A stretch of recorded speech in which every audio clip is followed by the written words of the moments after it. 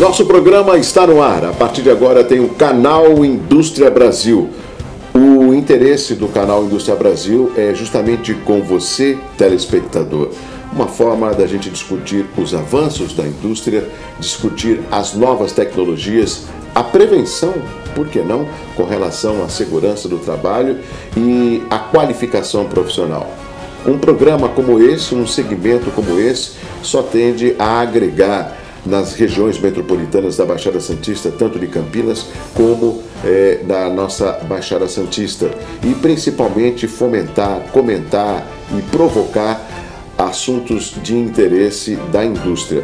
O nosso convidado de hoje é uma figura que eu julgo respeitadíssima, não só no Brasil, como também no exterior, e a sua contribuição com toda a história do nosso país ainda perdura através das suas várias atividades. E eu vou perguntar também como que ele encontra tempo dentro de um dia de 24 horas, através das suas várias atividades e, com todo respeito, a sua idade, que, no meu entendimento, não é nenhum tipo de dificuldade para avançar cada vez mais na contribuição, não só das empresas que ele faz parte, mas também com o nosso país.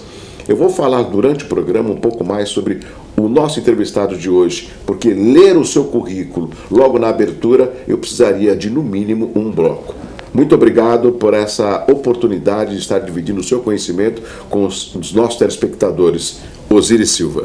Obrigado. Falei demais ou não? Falou.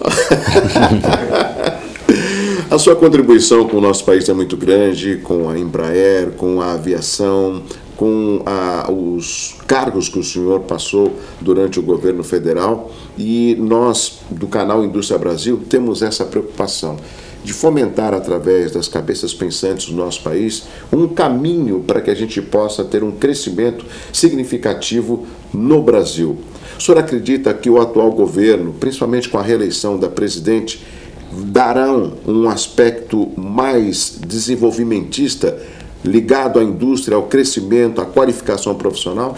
O senhor tem esse sentimento? Não creio. Não tenho. Porque as pessoas não mudam como nós gostaríamos que mudassem.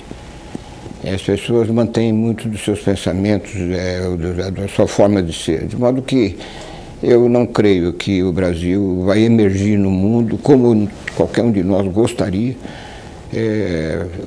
segundo a administração que vai ser colocada no país a partir de 2015.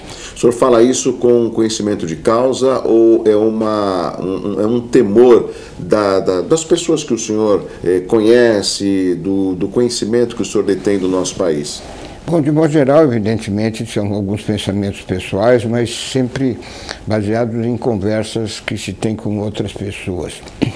Porque, na realidade, se nós notarmos a tendência dessa atual administração, é de que essa administração vai conduzir o país ao desenvolvimento. Isso eu não creio, nenhum país do mundo aconteceu isso. O que acontece nos países do mundo que prosperaram são os países em que a cidadania teve mais peso que o governo.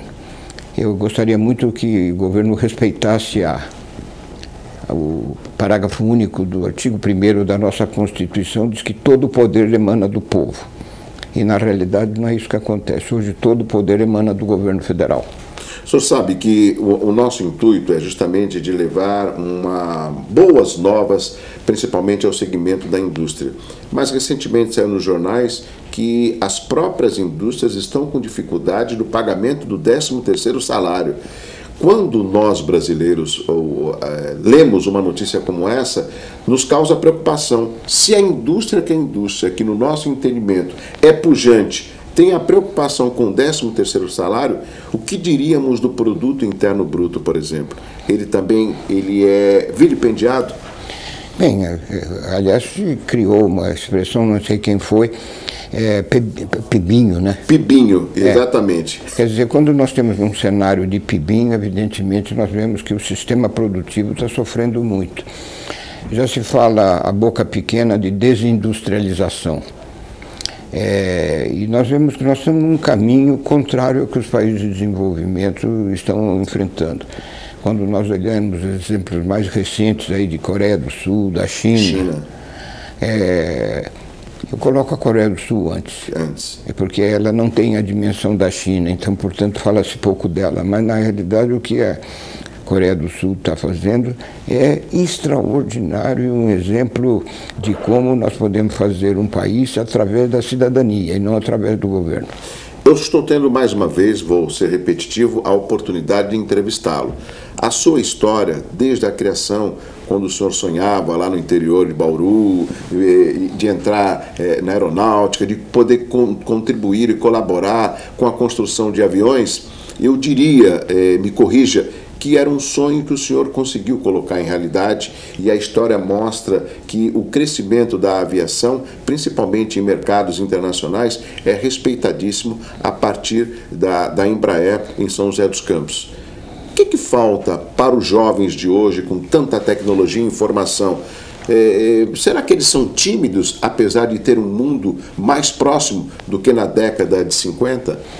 Não, os jovens não são tímidos. Aliás, a sua observação me traz uma outra, que eu fui recentemente convidado pela minha escola de formação, o Instituto Tecnológico de Aeronáutica, lá de São José dos Campos, o ITA. Fui convidado para conversar com os alunos de hoje. E encontrei neles uma atitude inteiramente diversa do meu tempo de ITA. No meu tempo de ITA, nós éramos estáticos e atacados pelas indústrias. Hoje, os alunos do ITA estão atacando as indústrias com ideias novas, com desejo de empreender, de fazer crescer. É uma mudança notável, mas acontece que o terreno não está fértil. Como eu tenho dito, as limitações colocadas pelo governo para um novo empreendimento são muito sólidas, difíceis de serem superadas. Não existe nenhum mecanismo de capital de risco que possa correr o risco de novas invenções. Nós aqui estamos sendo filmados agora por uma miríade de equipamentos. Dá uma olhada neles se tem alguma coisa de brasileiro nesses equipamentos. Nada.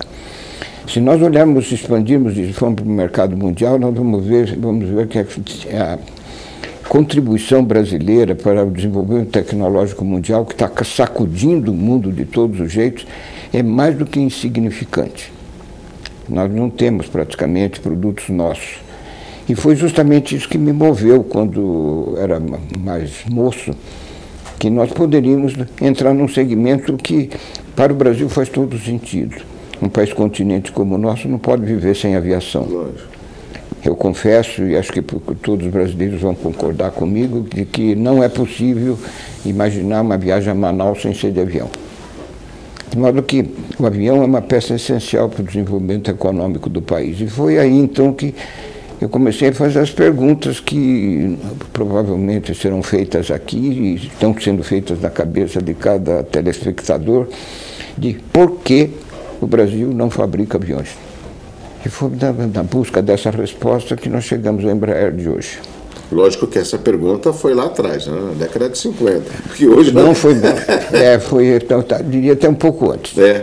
Foi lá em 1945, quando eu tinha um professor que era fã de Santos Dumont, falava muito de Santos Dumont, ia para o Aeroclube de Bauru, todos os aviões eram americanos. Aquilo pegou na minha cabeça e fiquei pensando o tempo inteiro, o que foi que aconteceu? Nós abandonamos o nosso grande pioneiro, Santos Dumont, e deixamos os americanos ocupar esse mercado mundial? E as perguntas produzidas naquela oportunidade não tinham resposta satisfatória. E foi justamente na busca da resposta a essa pergunta que eu comecei a me preparar pessoalmente, com a qualificação necessária, tanto é que eu tive o privilégio, eu diria, o maior presente que eu recebi da minha vida foi da Força Aérea de me dar uma bolsa de estudos para me graduar como engenheiro aeronáutico. Agora, toda essa história, que uma parcela significativa da população conhece, o respeito que tem pelo senhor, nos traz aos dias de hoje. E eu vou rapidamente, não sei se o senhor vai conseguir, num tempo bem exíguo, responder. Por que a nossa região metropolitana da Baixada Santista, que tem o maior porto da América Latina, não é tão crescente, pujante, se comparado, por exemplo, a São José dos Campos, que ali tem a Embraer? O que falta para que essas regiões, região metropolitana de Campinas, ali São José dos Campos e a da Baixada Santista, tenham um crescimento? Posso falar francamente? É por isso que eu vim entrevistá-lo. Não, eu diria que eu encontro em Santos uma comunidade conservadora? Talvez um pouco mais de conservadora. Quer dizer, muito ligada à região, fechada de um modo geral, e quase sem ambições. Quer dizer, eu não quero generalizar, sim. Evidentemente existem exceções, mas vejo uma população que não aparece como dizendo o seguinte: a Baixada Santista vai crescer e eu vou participar do processo de crescimento porque eu sou responsável por isso. O que eu sinto na Baixada Santista é que imediatamente, quando se fala em desenvolvimento, é transferida a responsabilidade para terceiros, em geral o governo. O povo da Baixada, eu extrapolo, não quero ser injusto com a Embaixada, aqui do Brasil mesmo, acha que o governo pode fazer um desenvolvimento de um país, e não. Se nós olharmos exemplos do mundo, quem faz o desenvolvimento do país é o cidadão. E cabe às autoridades, o governo, a organização do país, dar essa condição. Eu tive o privilégio também de ter a oportunidade de estudar nos Estados Unidos, na Califórnia. Sinceramente, se me perguntarem uma equação que o professor colocou no quadro negro, eu não me lembro. Mas se você me perguntar qual é a participação do californiano na riqueza do estado da Califórnia e dos Estados Unidos, aí a coisa é completamente diferente. É um cidadão consciente do seu poder, da sua capacidade de pensar, de realizar e receber apoio da sociedade para que ele possa crescer. Na Baixada Santista e no próprio Brasil, eu diria que nós não encontramos isso na população. Ao contrário, se eu conversar diretamente com cada um, não só da Baixada como do Brasil, e pergunto: quando você entra numa loja, tem um produto estrangeiro e um produto brasileiro, qual você prefere? Com certeza vai ser no estrangeiro, né? Você respondeu a pergunta. Exatamente. Por quê? Porque nós colocamos uma espécie de complexo que o Nelson, como é que era aquele, um cômico brasileiro famoso, ele dizia que nós temos complexo de vira-lata. Nelson Rodrigues, não? Nelson Rodrigues. E dizia que nós temos complexo de vira-latas, e eu acho que ele não deixa de ter razão. Bom, nós estamos conversando com Osiris Silva, temos que chamar um rápido intervalo e nós temos ainda alguns temas a serem debatidos no próximo bloco, mas Osiris Silva, além de todo esse currículo que eu falei na abertura do programa, um currículo vasto, ele também é reitor do Unimonte, que é a Universidade Universitária Monte Serrat, o Centro Universitário Monte Serrat.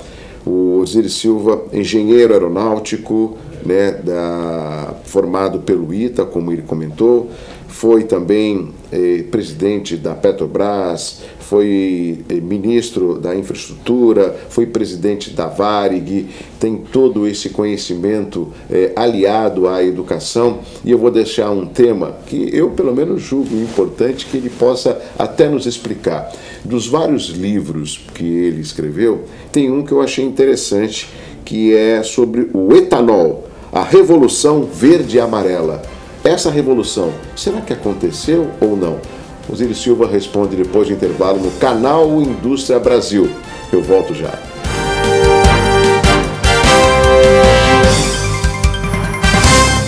Estamos de volta com o canal Indústria Brasil, um programa especial com o nosso convidado Osiris Silva, que você pôde conhecer um pouco no bloco anterior. Ele é o reitor da Unimonte, que é o Centro Universitário Monte Serrat, também formado no ITA, engenheiro aeronáutico, ex-ministro da Infraestrutura, e ele é presidente do conselho do Grupo Ânima de Educação. E eu deixei uma pergunta no bloco anterior a respeito de alguns dos livros que o senhor escreveu. Um deles é o Etanol, a Revolução Verde e Amarela. O senhor acredita que essa revolução já aconteceu ou não? Em parte, sim. Hoje nós podemos nos rotular como o único país do mundo que tem uma rede normal de distribuição de biocombustível. Nenhum outro país conseguiu fazer isso. O Brasil fez. Só que do ponto de vista operacional, o governo interferiu demasiadamente nisso, tentando obstruir. Não sei se foi intencional ou não, mas o fato é que o programa não decolou. E o processo de decolagem é muito claro, pelo menos na minha cabeça e nas minhas discussões, porque o etanol, na realidade, foi lançado na comercialização quando eu presidia a Petrobras. E fui voto vencido dentro do governo federal, quando eu tentava colocar o etanol desconectado da gasolina e de uma forma completamente diversa, como está sendo explorado hoje. Como resultado, nós vemos hoje um cenário, eu diria, triste. A maioria das empresas que produzem o metanol estão virtualmente quebradas. Quer dizer... Você acha que o governo deveria ainda dar um auxílio na agricultura para ter uma expansão? Olha, sinceramente, quando falo do governo, eu gostaria que ele saísse da frente. Porque, na realidade, quem produz riqueza são as pessoas. E não o governo? Não o governo. Ao contrário, ele é um grande consumidor da riqueza. Quer dizer, de modo que eu preferiria que o governo começasse a retirar as regras e deixar que as associações de classe e as pessoas que representam o setor privado da produção, eles fossem mais livres. Note nos setores que nós somos mais livres, pega o exemplo de um café da manhã e de um almoço. A gente chega em casa, acorda cedo, tem prato na mesa, tem talheres, tem frutas, pode ter leite, café, a critério de cada um. Sim. Pode ter certeza que se o governo se metesse nisso, isso não teria no seu café da manhã. Tem gente que até brinca dizendo que se fosse dado ao nosso governo o direito de administrar o Saara, em menos de 5 anos começaria a faltar areia. Genial. Agora, o senhor é uma pessoa muito lúcida nesses temas e às vezes pode passar ao telespectador uma forma crítica. Nesse caso... Não é crítica, não. É um aspecto real. Que representa uma oportunidade de mudar. E essa mudança depende só da população? Depende de nós? Sobre certo aspecto, sim, né? Porque, evidentemente, a eleição... Num país democrático é a única forma. É a única forma, mas nós estamos padecendo da doença que dizia Winston Churchill, que diz que o problema da democracia é a educação. Como a democracia vamos dizer, é o sistema político da aritmética, vence a maioria. Sim. Se a maioria não for suficientemente educada, evidentemente o resultado não é bom. É o que nós estamos vivendo.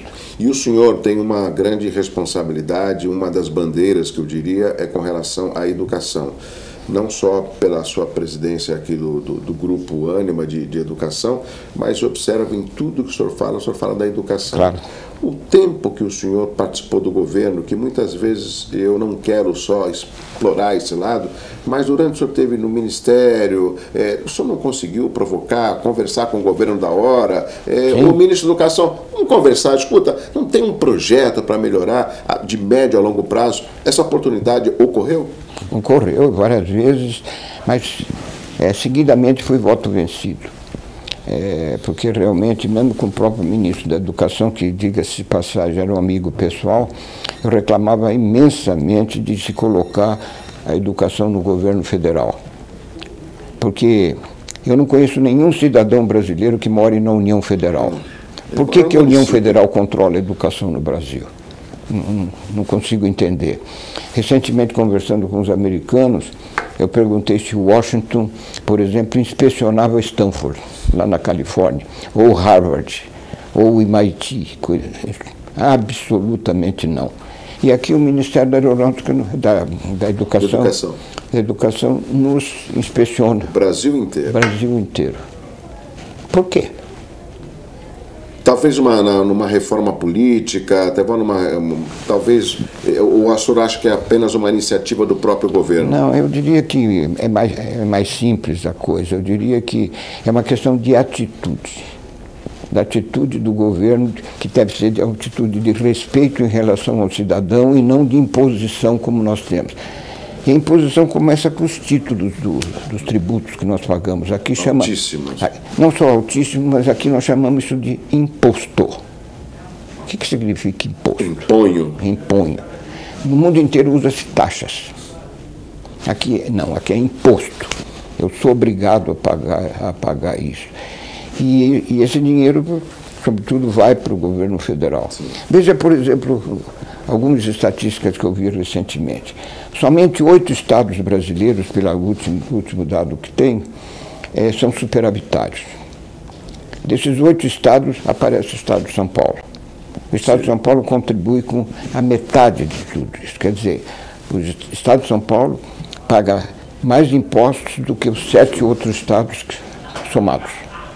Metade toda é do estado de São Paulo. Então, essa distribuição já começa errada através dos estados. Através dos estados. E isso é contemplado na nossa Constituição. E a nossa Constituição, como nós sabemos, erradamente no nosso Brasil, o Congresso Nacional pode corrigir a Constituição. Esse é um protelamento que... tem muitas explicações. Eu acredito que a Câmara Federal esteja devendo isso para nós. Mas está errado. Eu quero aproveitar essa oportunidade e falar de um outro tema ainda ligado à educação, que é com relação às incubadoras de empresa, aos centros tecnológicos de pesquisa. O senhor acredita que eles existam, vou falar do estado de São Paulo, a contento para poder estar aí formando cabeças pensantes e novos cientistas, pesquisadores que possam auxiliar o país? Olha, todas as iniciativas que envolvem melhorar a capacidade intelectual dos cidadãos, eu acho que tem que ser grandemente apoiadas, sejam incubadoras, sejam parques tecnológicos. Empreendedorismo. Agora, para isso precisa de mecanismos. E esses mecanismos são controlados por uma atitude ou mentalidade, que se possa dizer, de dinheiro gerando dinheiro. Eu diria, não, dinheiro tem que gerar valor. E isso não se pratica no Brasil. Quer dizer, hoje nós olhamos as contas federais, por exemplo, todos os debates se centram no dinheiro. Notem que agora mesmo está sob discussão essa mensagem que a nossa presidente mandou para o Congresso Nacional. Para perdoar a dívida dos municípios. Né? Não. Se fosse isso, até que seria bom. É para justamente perdoar os erros do governo federal. Quer dizer... Uma cifra de 50 bilhões no Brasil. Sim, mas a pergunta dívida dos municípios, por quê? Porque a Constituição privilegiou o governo federal como recipiente. Eu vi até uma crítica recentemente ao nosso governador Alckmin ter pedido 3,4 bilhões... Para a questão hídrica. Para a questão hídrica. Ora, esse dinheiro é nosso. Por que vai para Brasília e vai retornar? E se retornar, vai retornar como empréstimo. E ainda vamos ter que pagar aquilo que nós devolvemos para o governo. Com juros. Agora, Osíris, estamos quase chegando no final do canal Indústria Brasil. Eu gostaria até, desde já deixar pré-agendado uma outra entrevista, porque o nosso tempo é curto, eu teria muitos temas para... Se for longo, o telespectador desliga. Não, mas a gente marca uma outra entrevista. Não, com certeza não desliga, porque a sua entrevista ela é esclarecedora, envolvente. Eu quero aproveitar nos minutos finais para a gente falar de um tema importante, que é o polo petroquímico da cidade de Cubatão. Nós falamos do Porto de Santos, falamos de São José dos Campos, e o polo petroquímico de Santos, de Cubatão, ele tem uma característica que até hoje a população reclama. Por que o polo não está aliado ao crescimento do município? Cubatão ainda tem problemas, traços de mão de obra qualificada, de falta de projetos habitacionais e um belo de um orçamento para uma população que não chega a 130 mil. Aonde que a indústria poderia se fundir positivamente no município onde está instalada? Desde que é autorizado ao governo. O governo conduz tudo isso é o governo federal. O prefeito ali da ilha, né, de Ilhabela? São Sebastião. São Sebastião. O prefeito de São Sebastião... Litoral Norte. Ele não vai a Brasília para resolver os problemas do polo? Sim. Por quê? Porque ele fica de chapéu na mão para o governo federal. Veja, por exemplo, o caso do pré-sal. Foi anunciado ao rimbombar dos tambores. Aí o governo diz, mas só pode investir no polo, no pré-sal, o governo. Não é verdade? E é o governo que vai fatiar os royalties, essa discussão dos estados. Quem vai receber os dividendos? Se existir. O senhor não é otimista nesse sentido? O senhor acredita que o governo vai tentar puxar? Não, porque os resultados da Petrobras são negativos. Esse dinheiro não existe. Seria uma ilusão que foi anunciada lá atrás? Não, ilusão evidentemente não foi tomada uma decisão formal. Precipitada. Não foi precipitada. O que acontece é o seguinte, depende de existir o pré-sal. Porque é aquela história, somente existe resultado quando o projeto der resultado. Como o projeto não está dando resultado, não existe. Não vai ter o que... Não digo que não vai, mas que não tem esse dinheiro, não tem. Que foi até voltado para a educação e para a saúde. Para a saúde. Lógico, eu acho perfeito isso. Agora, esse dinheiro só vai existir se o pré-sal for um sucesso. O senhor acredita que a população esteja ciente disso ou não, e ela deveria participar mais? Não arguí isso, não sei, mas esse dinheiro, a gente sabe que o pré-sal não existe na cabeça do cidadão da Baixada. Ele não sabe. Se perguntar a qualquer cidadão da Baixada, o que é o pré-sal? Me explica o que é o pré-sal. Ele pode lembrar que é uma exploração de gás, de que ouviu falar, mas ele não detém o conhecimento suficiente. Não. Nós estamos chegando no final do canal Indústria Brasil. Eu quero que o senhor vou dar 30 segundos para o senhor quer muito pouco, mas esta frase emblemática: aqueles que não pararam avançaram tanto que jamais poderão ser alcançados. Essa frase, quando eu tinha uns 15 ou 16 anos, indo para o colégio, foi escrito por um dono de uma loja e colocou na vitrine. Olha, sinceramente, acho que eu passei uns 15 minutos em frente a essa frase. Eu vivia num cenário que eu tinha que ser ferroviário, que era o que dominava as oportunidades de emprego em Bauru naquela época. E não queria ser ferroviário. Então fiquei pensando, eu não posso parar. Quer dizer, tem que avançar. Então essa frase foi uma frase que me empolgou a minha vida toda. Quer dizer, evidentemente muitas vezes a gente tem que parar para poder... Para refletir, para analisar. Refletir tudo isso.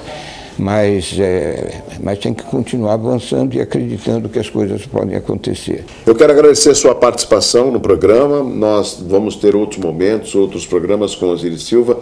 Ele que é uma figura agradável e respeitada, volto a repetir, não só no Brasil, como também em vários países. Ele que é engenheiro aeronáutico, coronel da aeronáutica e também engenheiro formado pelo ITA, reitor da Unimonte, que é o Centro Universitário Monte Serrat, ex-presidente da Petrobras, ex-ministro da Infraestrutura, ex-presidente da Varg e presidente do Conselho do Grupo Ânima de Educação. Pode dividir com o canal Indústria Brasil minutos de inteligência e que servem para todos nós. E só para encerrar, emprestando ou extraindo um resumo da sua entrevista, que essa entrevista sirva muito mais para o telespectador do que para o governo. Claro. Muito obrigado. Até a próxima edição do canal Indústria Brasil, aqui na VTV SBT. Tudo isso é feito, lógico, para você.